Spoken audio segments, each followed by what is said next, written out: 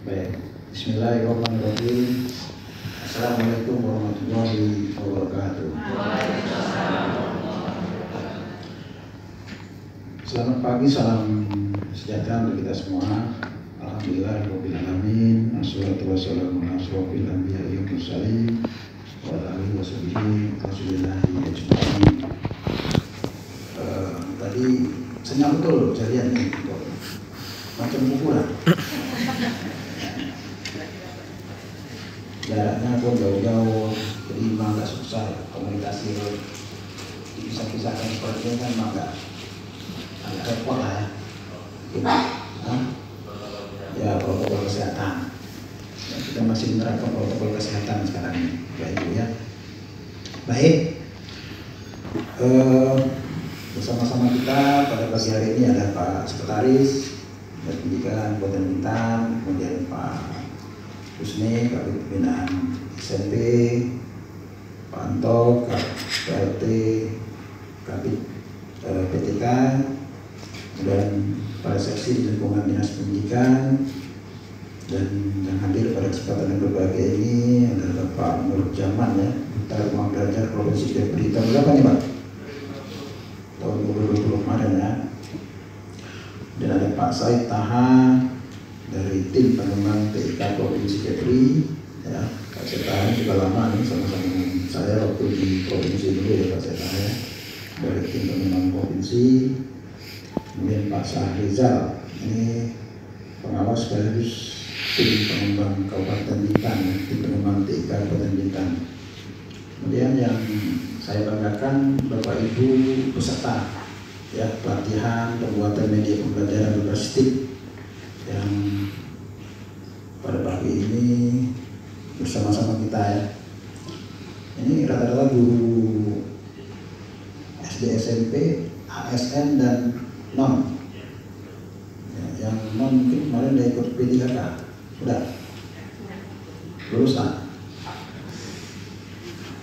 Hah? Lulus tak? Ada yang lulus? Coba. Berapa orang yang ikut P3K? Saya mau tahu. Berapa? Satu. Coba hitung Pak Anto. Kenapa? Ya, yang lainnya non ASN yang tidak ikut ada. Yang non yang tidak ikut. Kenapa? Kenapa nggak ikut dulu? Hah? Belum cukup umur.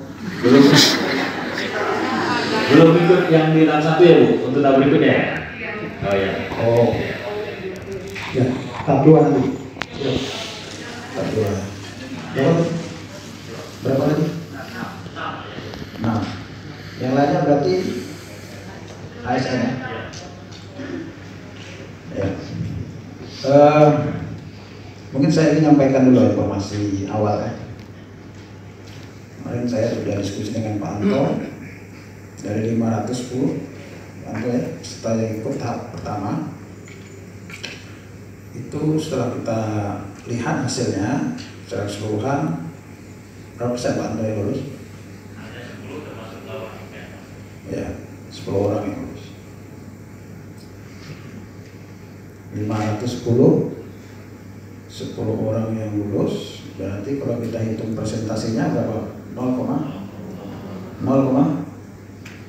ya.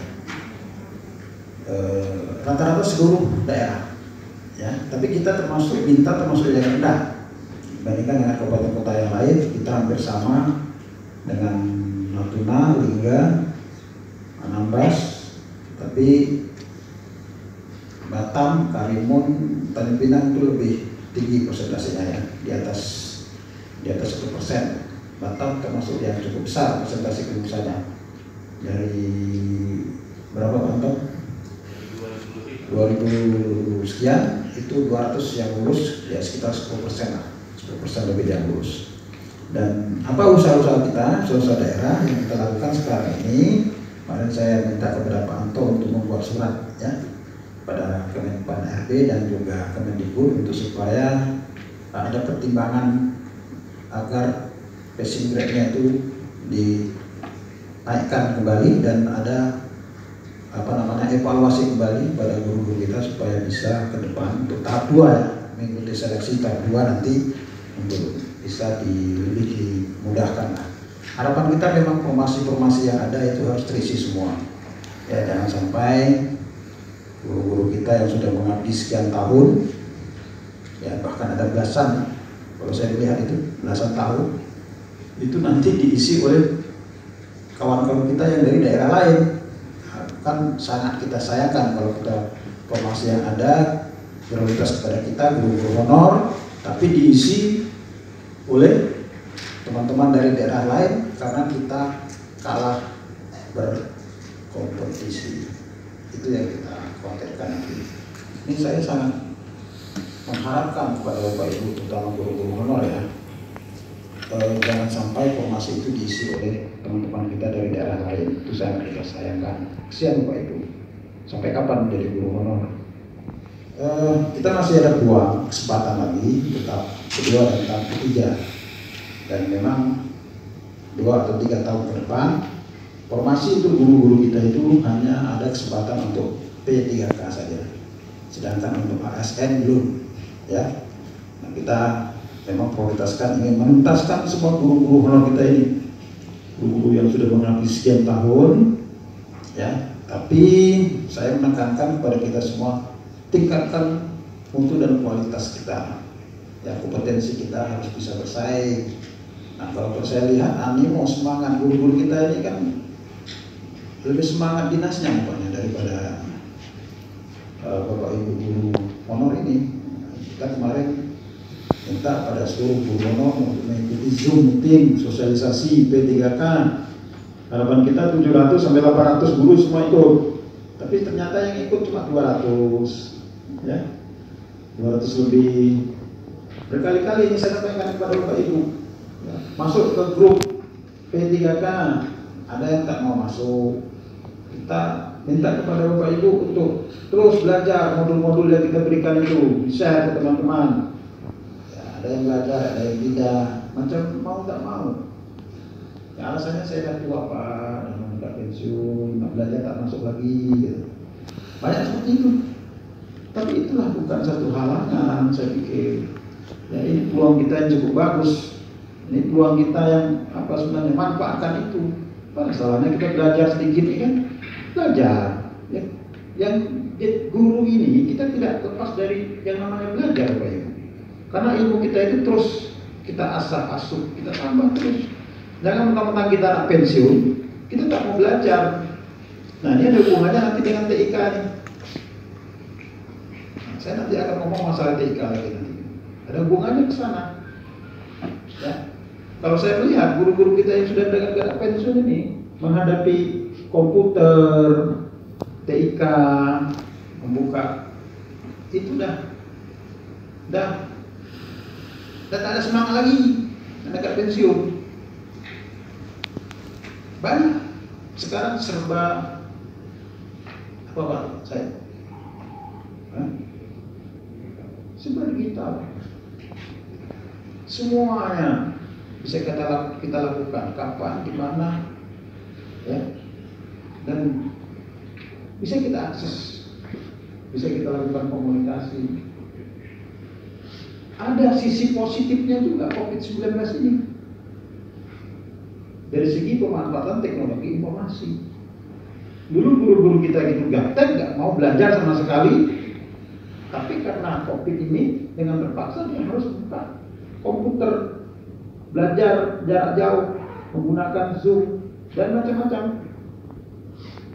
Sekarang kita bisa lakukan itu semua.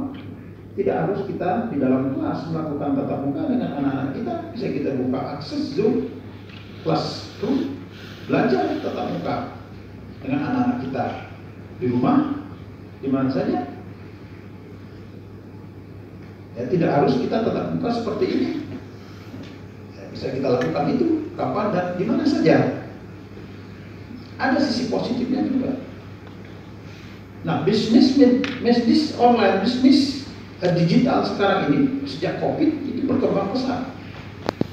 Dan ada pengaruhnya ke depan terhadap perkembangan dunia teknologi informasi yang revolusi industri 4.0, dan ke depan mungkin bukan 4 lagi tapi 5, 6 dan seterusnya sesuai dengan perkembangan teknologi informasi. Teknologi informasi ini sekarang ini bukanlah satu ilmu yang canggih, ini sekarang kita sudah menjadi satu kebutuhan, Pak Ibu. Sudah menjadi satu kebutuhan fundamental. Nah, ada dua alternatif bisa saya sampaikan kepada Bapak Ibu. Pertama, jadi guru adalah pilihan terakhir dan dipaksakan dia menjadi guru, sementara dia tidak punya kemampuan menjadi seorang guru. Saya sering mengatakan kepada Bapak Ibu guru, jangan memaksakan jadi guru. Jangan kita paksakan tentang kita lulusan S1, ya, tidak punya kemampuan jadi guru, kita paksakan dia jadi guru, mengajar. Tidak boleh. Jadi guru memang harus sudah ada niat dari awal. Ya, kita kuliah di perguruan di ilmu pendidikan, kita sudah diajari bagaimana cara kita menghadapi, mengatasi, tahu karakter anak, macam-macam, ya, kita diajarkan itu. Sementara kita tidak punya kemampuan itu, kita tiba-tiba jadi guru. Jadi paksakan jadi guru. Macam mana produk yang dihasilkan oleh seorang pendidik kalau dia tidak punya background pendidikan? Ini yang kita khawatirkan.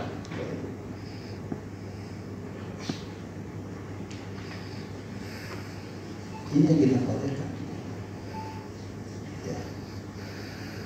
Bapak Ibu, saya ingin sampaikan, kalau kita hanya memberikan materi pelajaran kepada anak-anak kita, ya, itu anak kita yang lulus SMA mengajarkan adiknya membaca menulis bisa, betul nggak Bapak Ibu? Kita orang tua mengajarkan membaca menulis kepada anak-anak kita, mengenalkan huruf A, angka 1, bisa. Tapi bagaimana kita mengintegrasikan materi pelajaran dengan karakteristik anak dalam usia pertumbuhan, mengetahui perubahan perkembangan anak usia pertumbuhan, agar anak berubah, ya, dari karakter yang sebelumnya menjadi karakter yang lebih baik lagi. Itu diperlukan sentuhan seorang tenaga guru yang profesional. Guru yang profesional itulah. Jadi saya bisa katakan begini Bapak Ibu. Kenapa saya sekarang ini mengatakan Bapak Ibu, proses pendidikan itu terpenting. Kenapa sekarang ini anak-anak sekolah-sekolah kita itu tidak kita anggap semuanya sama, ya, tidak kita pilih mana sekolah yang bagus, mana yang tidak bagus, mana yang apa. Tidak ada lagi sekarang diskriminasi sekolah favorit sekolah apa dan sebagainya. Karena kita mengharapkan, yang kita tekankan adalah proses selama kita mengikuti pendidikan itu yang kita harapkan, yang Bapak Ibu, tugas Bapak Ibu ini yang proses pendidikannya itu yang kita kuatkan di sana. Kalau inputnya bagus, kita hanya tinggal memberikan sentuhan yang tidak terlalu contoh, ada sekolah kita yang dulu favorit di sini, yang sekolah-sekolah bagus itu apa? Di Tanpinangnya apa? SMA 1. Nah, itu inputnya bagus, gurunya tidak terlalu berat mengajarkan, karena memang kemampuan anak-anak kita itu sudah bagus kan, outputnya juga akan bagus, logikanya kan begitu. Tapi kalau inputnya biasa-biasa saja, inputnya termasuklah yang rendah-rendah, yang apa, prosesnya kita kuatkan, outputnya bagus, itu yang luar biasa, Bapak Ibu. Betul nggak, Bapak Ibu? Saya mau tanya dengan Bapak Ibu guru dulu lah, betul nggak, Bapak Ibu? Ini Bapak Ibu guru, ini yang saya tanyakan. Bapak Ibu punya kemampuan itu apa enggak? Sekarang tidak ada lagi yang namanya sekolah favorit, karena pemerintah menganggap semua sekolah sama rata dengan sistem zonasi yang kita terapkan ini. Tidak ada lagi sekolah favorit, karena kita saling mengisi sekarang. Dengan konsep zonasi yang kita berikan sekarang ini, kita saling mengisi. Sekolah yang kekurangan sarana prasarana diisi oleh zonasi terdekat yang ada di daerah itu untuk mengisi, saling mengisi, sehingga kita menganggap semua sama. Tidak ada lagi sekolah orang tua yang tinggal dekat dengan sekolah mungkin karena sekolahnya itu kurang, ya saya tak mau masuk sekolah A, itu gurunya nggak bagus, mutunya nggak bagus, saya masuk sekolah B. Tidak seperti itu. Sekarang kita memberikan pemahaman kepada masyarakat, sekolah sama, ya, sekolah itu sama semuanya. Inilah tugas kita guru ini, memberikan pemahaman kepada masyarakat supaya jangan sampai nanti orang tua beranggapan bahwa ada sekolah favorit, ada sekolah nggak favorit, ada sekolah bagus sehubungan dengan kegiatan ini, ya, pelatihan teknologi informasi ini. Sekarang kita lagi merubah paradigma dari sistem pendidikan yang konvensional ke arah ke digital, tetapi tidak melepaskan tugas Bapak Ibu sebagai seorang guru. Teknologi tidaklah bisa mewakili seorang guru berhadapan langsung dengan anak didik. Teknologi ini sebagai alat, ya Bapak Ibu, ini alat. Alat itu apa? Teknologi itu apa? Teknologi itu adalah alat yang kita gunakan untuk mempermudah kita melakukan pekerjaan kita. Pekerjaan Bapak Ibu apa? Guru. Guru memiliki tugas dan tanggung jawab tadi yang saya katakan. Tapi teknologi bukanlah alat untuk merubah guru, seorang guru yang mendidik anaknya. Tidak. Teknologi ini digunakan kita untuk mempermudah melakukan pekerjaan. Contoh dalam segi administrasi, ya, kita bisa memanfaatkan teknologi untuk administrasi lebih mudah. Terus tadi kita menambah wawasan ilmu pengetahuan kita dengan internet dan sebagainya. Kita melakukan komunikasi menggunakan Zoom meeting dan macam-macam, ya. Kita memanfaatkan teknologi. Kemudian kita membuat materi-materi pembelajaran, ada modul-modul dari rumah belajar apa semua bisa kita akses di sana, bisa kita share ke anak-anak. Anak-anak tidak harus mengirimkan tugas dan sebagainya itu datang ke guru, tapi dengan menggunakan sistem itu bisa langsung dikirim, share, langsung kita bisa melihat, guru-guru langsung bisa menilai di situ. Itu teknologi, ya. Tapi tugas kita sebagai guru, ya, bagaimana kita ingin mengetahui perkembangan dan sebagainya itu tidak bisa dengan teknologi, Bapak Ibu. ya, tidak bisa dengan teknologi. Kenapa saya katakan pada masa pandemi COVID-19 kemarin, Bapak Ibu, guru SD dan SMP itu harus memanggil anak-anak siswa satu persatu datang ke sekolah, lihat perkembangan anak itu seperti apa selama pembelajaran di rumah itu. Harus ada tatap muka, Bapak Ibu. Proses pendidikan itu harus ada tatap muka. Tidak bisa kita biarkan terus-menerus dengan sistem BDR. Beda pendidikan dasar dengan pendidikan menengah atas, pendidikan tinggi, itu beda, Bapak Ibu. Bapak Ibu harus bisa mengklasifikasikan itu. Kalau pendidikan dasar, ya, kita harus berhadapan langsung dengan anak didik kita. Oke, ini insya Allah bulan Oktober sekolah sudah mulai kita buka secara bertahap, ya Bapak Ibu.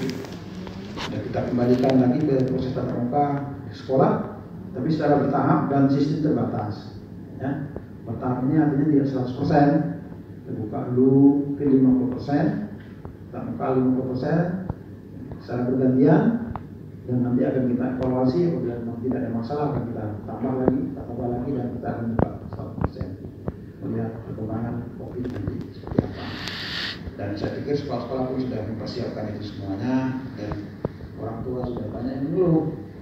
Karena selama ini yang ngajar anak-anak kita itu kan orang tuanya, ya Bapak Ibu, kan? Bukan kita dulu.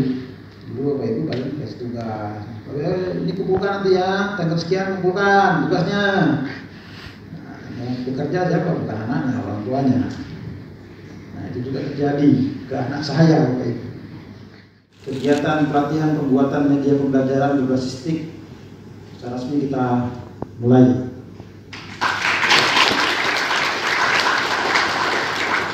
Cik Mina pergi membeli batik. Batik dibeli di pasar Kalimantan. Melalui pelatihan media pembelajaran berbasis TIK, kita tingkatkan kualitas pendidikan di Kabupaten Bintan. Wabillahi taufiq wal hidayah. Assalamualaikum warahmatullahi wabarakatuh.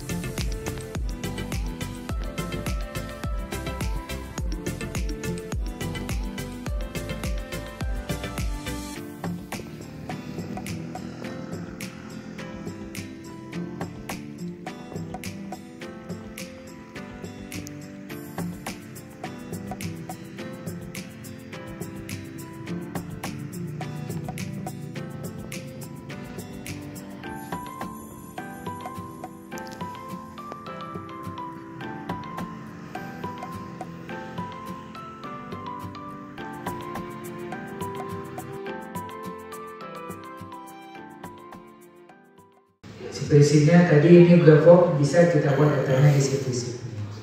Jadi sejalan dia.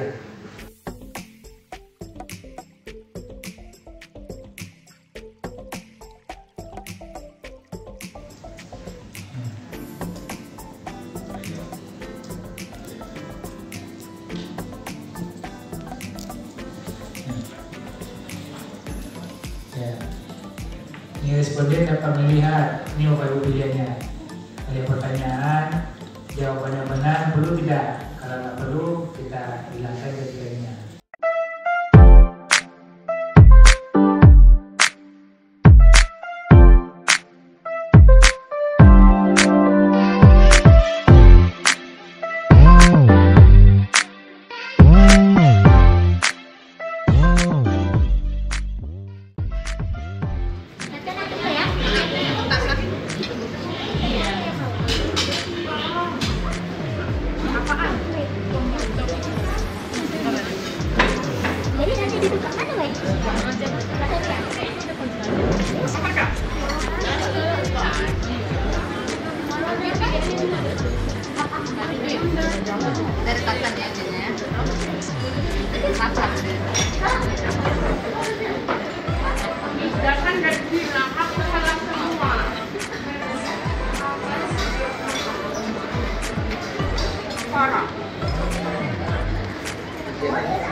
Jumpa ya.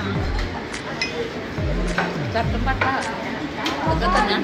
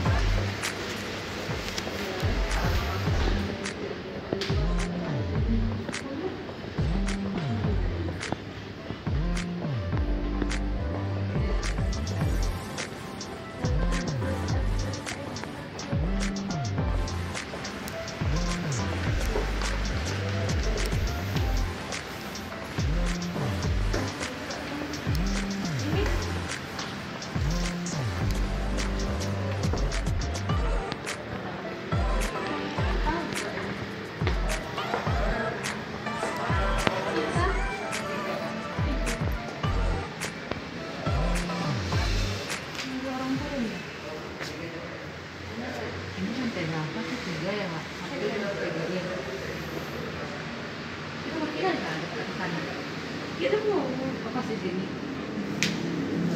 Bawa kan itu. Kemarin dari sudut kamar kita juga bisa loh. Kita keluar dari kamar, jalan di sini. Ada nggak? Makanya dari situ saya tak paham masalah. Enggak kan kata tanya, Bun di sana apa? Kolam renang Kak.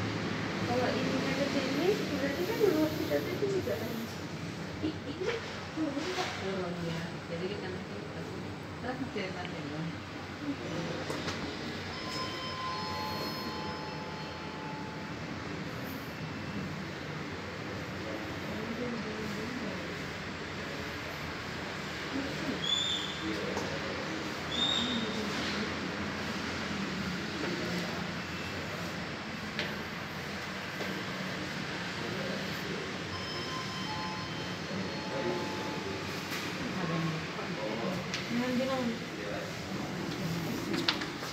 Jangan bilang rusak.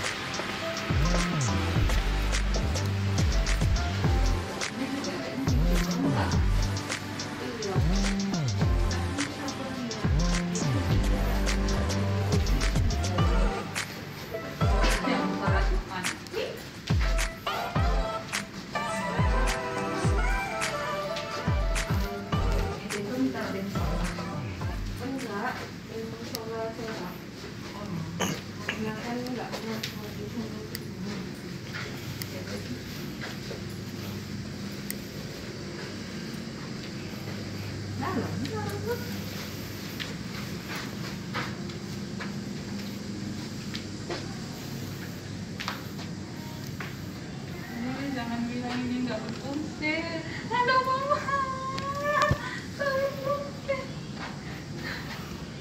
Pas mandi gue.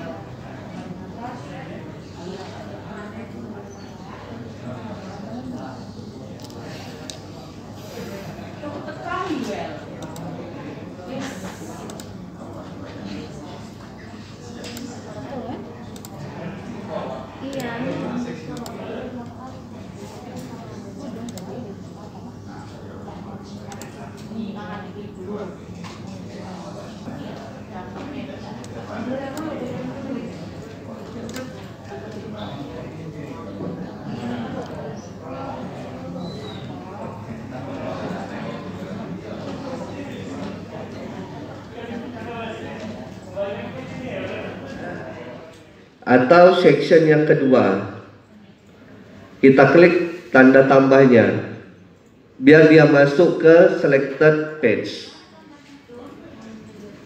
Iya, kita pilih yang nomor 2 ini biar dia masuk ke selected page.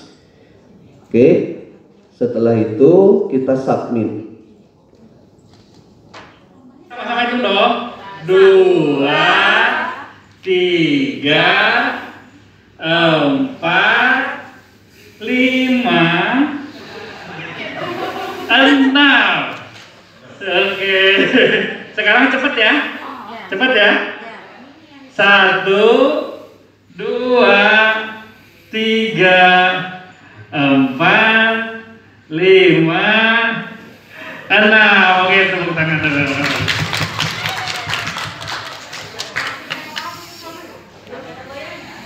Saya pikir tadi yang angkat tangan mau ke depan, lagi latihan ternyata. Aduh. Oh ya, ke depan lagi. Oke Bapak Ibu silakan duduk, tepuk tangan dulu.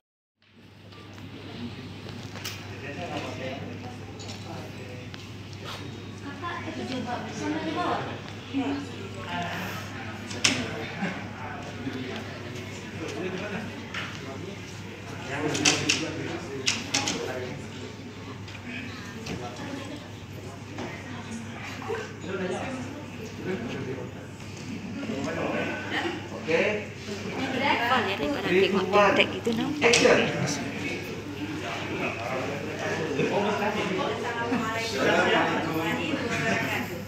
Selamat pagi teman pelajar. Bersama Ibu Deca Rahayu dari SD Negeri 004 Desa Pasisir. Kali ini kita akan membahas tentang keberagaman budaya Indonesia. Tujuan pembelajarannya adalah 1. Siswa mampu menyebutkan keragaman budaya, etnis, dan agama dari teman-teman di kelas.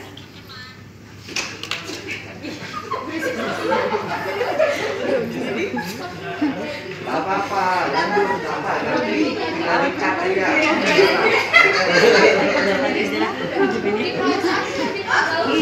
Coba rekam sendiri dulu.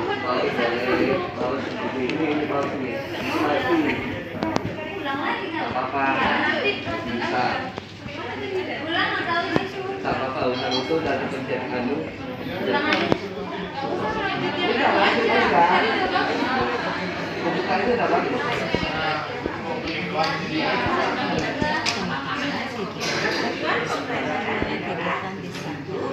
Mampu menyebutkan keragaman budaya etnis dari agama dan teman-teman di kelas sehingga identitas bangsa Indonesia dengan baik.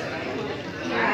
Siswa mampu mengkomunikasikan keragaman budaya etnis dan agama dengan sebagai identitas bangsa Indonesia secara lisan dan tulis dengan teman-teman belajar hari ini kita akan belajar banyak tentang budaya Indonesia. Pernahkah kalian melihat seperti pada gambar berikut ini?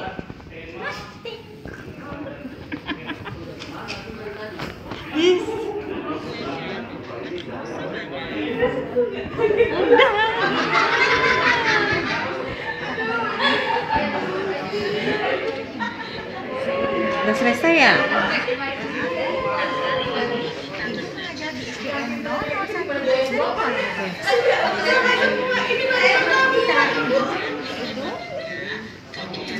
Pertumbuhan dan perkembangan makhluk hidup. Tujuan pembelajarannya adalah agar anak dapat mengetahui ciri-ciri makhluk hidup serta mengetahui pola irama dalam sebuah lagu. Baiklah, sebelum masuk materi, silakan saksikan video nyanyi berikut ini. Nah, dari video ini tadi dapat salah satu contoh hewannya adalah cicak. Cicak itu dengan cara bergerak dengan cara merayap. Nah, salah satu ciri makhluk hidup adalah bergerak. Kemudian salah satu lagi adalah membutuhkan makanan. Makanan cicak dari video nyanyi tersebut adalah nyamuk. Oke dulu. Ngomong-ngomong sendiri ya, Mbak. Mempunyai buah tomat. Nah, buah tomat itu dibagi menjadi 2 kelompok. Kelompok yang pertama nama ini ya,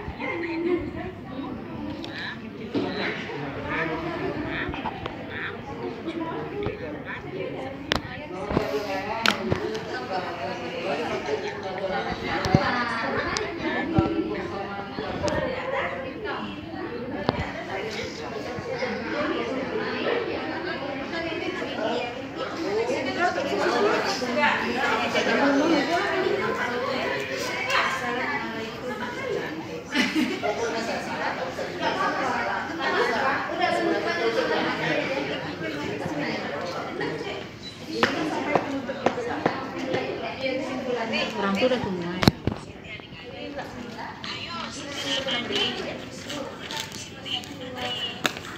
Kak Roja. Ini benar nak syuting loh, ini benar yang dibutuh.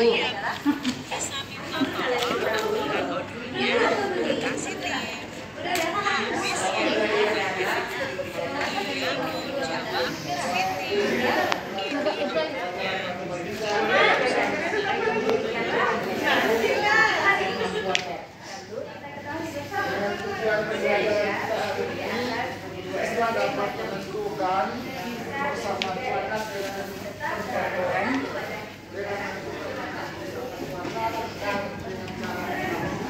Ya,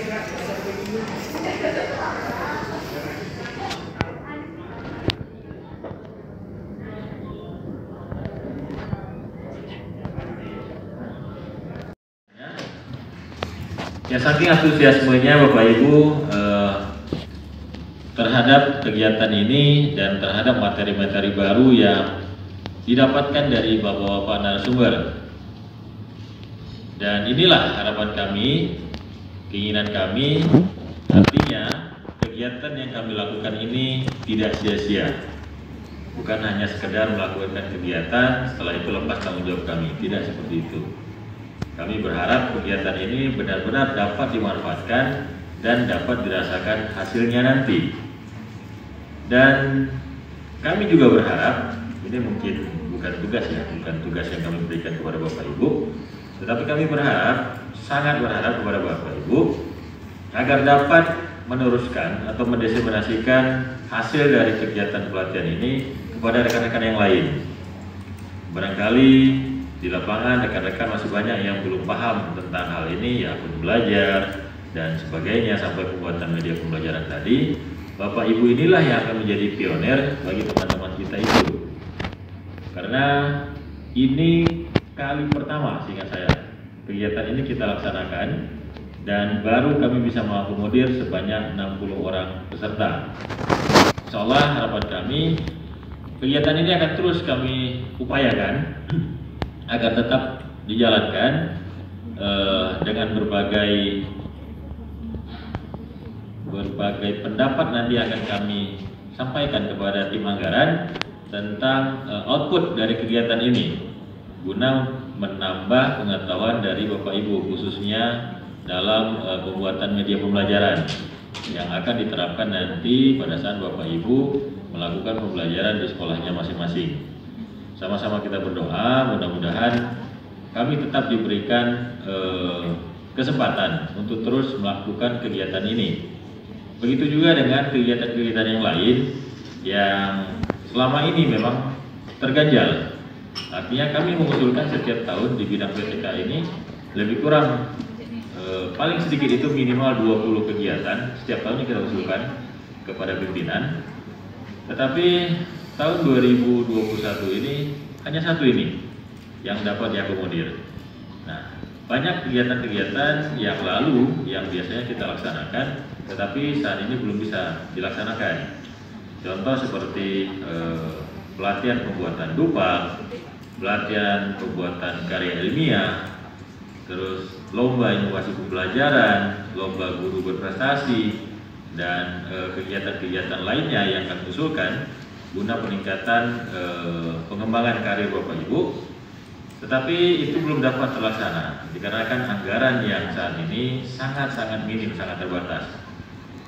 Ini pun kita masih bersyukur Bapak Ibu, artinya dari beberapa OPD yang dipangkas habis kegiatannya, Dinas Pendidikan masih ada kegiatan yang dapat dilaksanakan.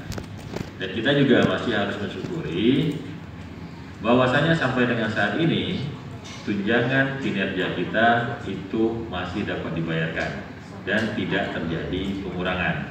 Inilah fokus kami sebenarnya.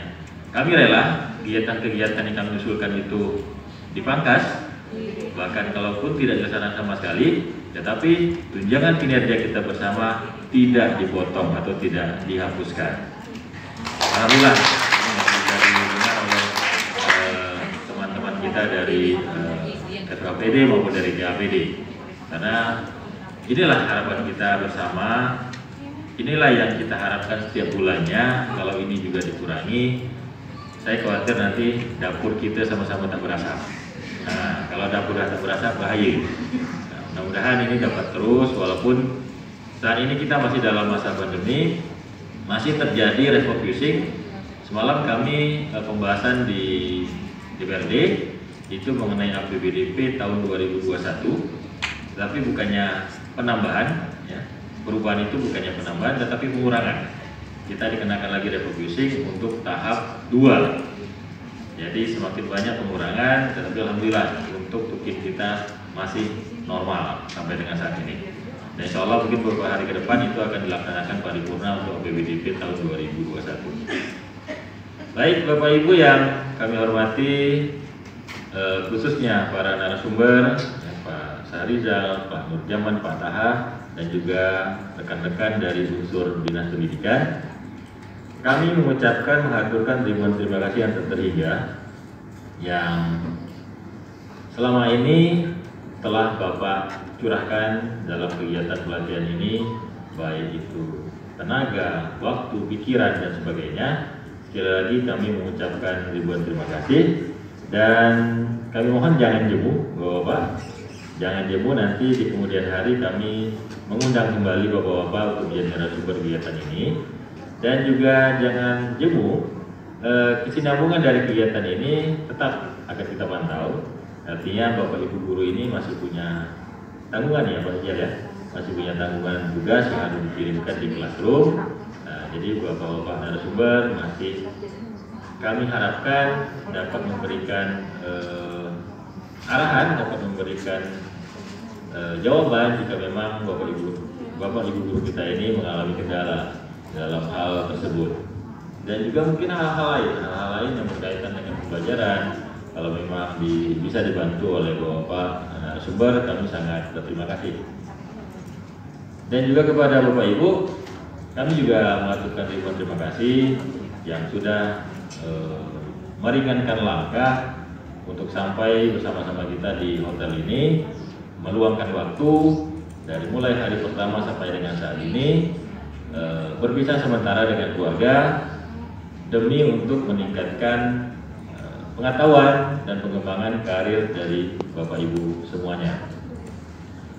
Kami juga atas nama panitia, atas nama Dinas Pendidikan Kabupaten Bintan, mohon maaf yang sebesar-besarnya jika selama dalam melayani Bapak Ibu di kesempatan pelatihan ini terdapat kesilapan, kekurangan di sana sini, baik tutur kata maupun dari perilaku. Jika ada yang kurang berkenan bagi Bapak Ibu, saya tuturkan jari 10, mohon maaf. Mudah-mudahan Bapak Ibu dapat memaafkan kesalahan dan kesilapan kami. Kira-kira Bapak Ibu bersedia memaafkan kesalahan kami? Alhamdulillah. Ini yang saya takutkan juga nih Pak Ijal, kalau tak dimaafkan panjang urusan nanti sampai ke akhirat. Iya, tapi saya yakin Bapak Ibu adalah orang-orang yang legowo. Artinya sebelum kami pun memohon maaf, Bapak Ibu mungkin sudah memaafkan. Begitu juga dengan kami. Kami juga jika ada ya mungkin pada saat kita bergaul ada kesilapan dari kami, kesilapan dari Bapak Ibu, sebelumnya juga kami sudah saling memaafkan. Artinya kita bisa menempatkan diri kita tahu diri kita, dan kita juga insya Allah bisa memaafkan apa yang dilakukan oleh orang. Harapan kita juga kita bisa memaafkan apa yang kita lakukan kepada orang, dan seperti itu ya.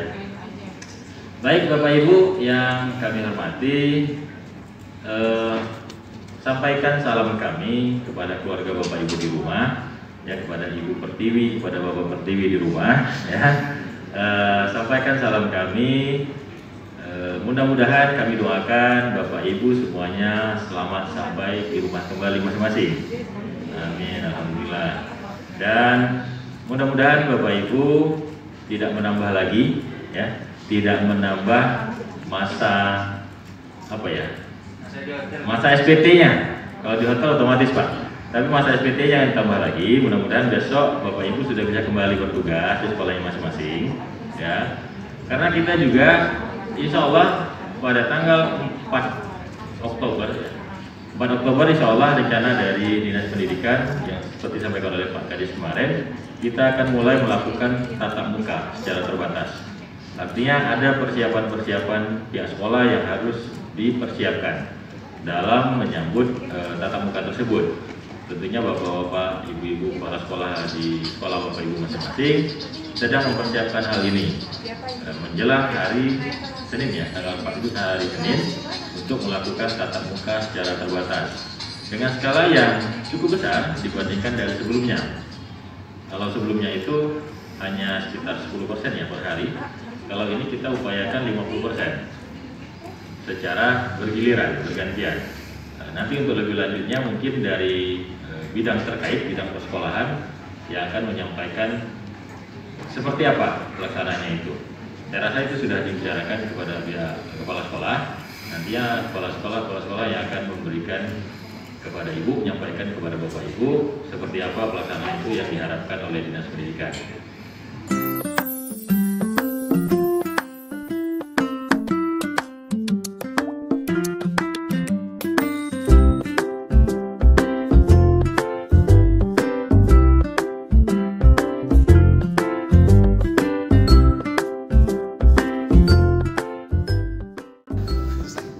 Nah, pembelajaran pada hari ini dapat kita simpulkan bersama. Yang pertama, sebelum dan sesudah makan, kita harus mencuci kedua tangan kita.